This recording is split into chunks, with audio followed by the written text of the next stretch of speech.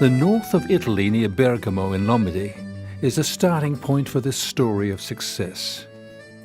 And like similar stories of the time, it begins with an emigration. In the 1920s, a 14-year-old boy came from Italy to Australia to a hard new life. Forestry, dairy, farming, mining, and the Second World War. Then to Spearwood, where Luigi Mastaglia's family would become market gardeners.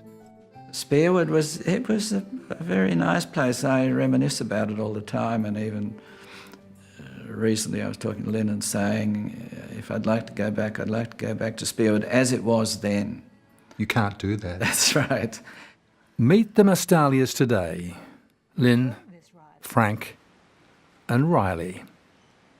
And even though he can't go back, the market garden and his parents' driving ambition for their sons could fairly be said to be the making of Professor Frank Mastaglia.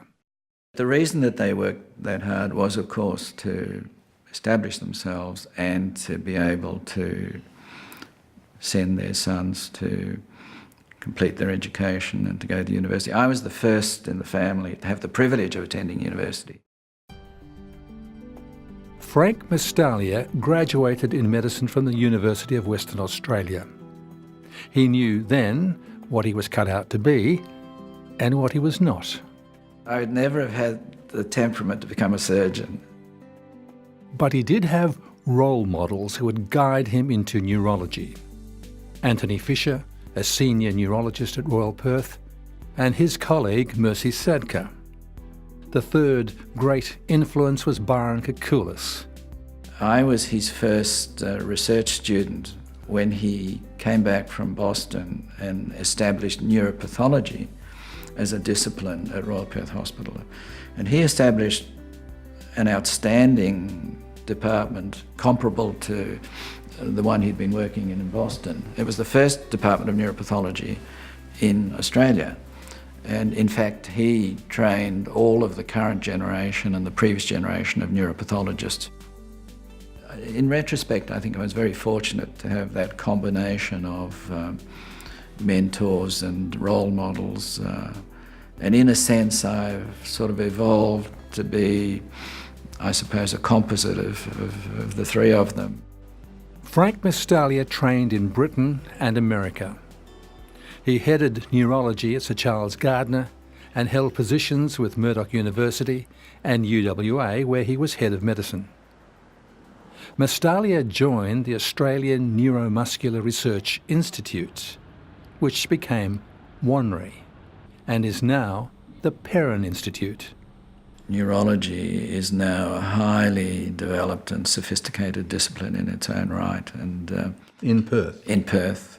I think the standard of treatment that someone with a neurological disease, such as an acute stroke, in Perth is on a par with the best centres internationally and nationally.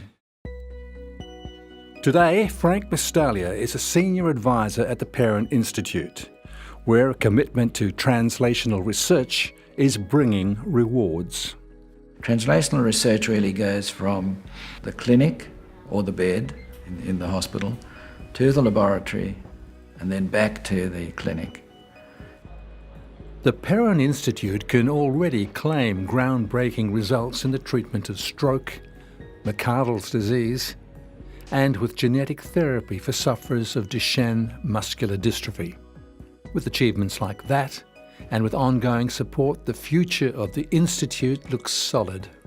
The current fundraising campaign is, I think, looking very promising and should make it possible for the Institute to continue to evolve and to attract key researchers, new research groups in areas such as spinal cord injury, which is such a high priority area.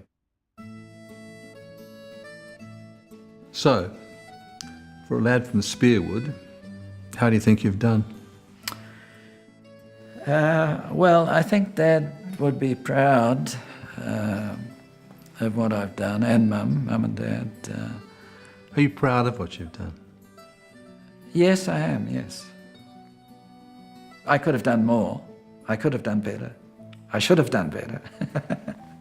But I am proud, but particularly forever grateful to the people who made it possible, starting with Mum and Dad, and then the people who gave me the right advice. I mean, I wouldn't have been able to do any of those things such as they are without having had that advice or that start.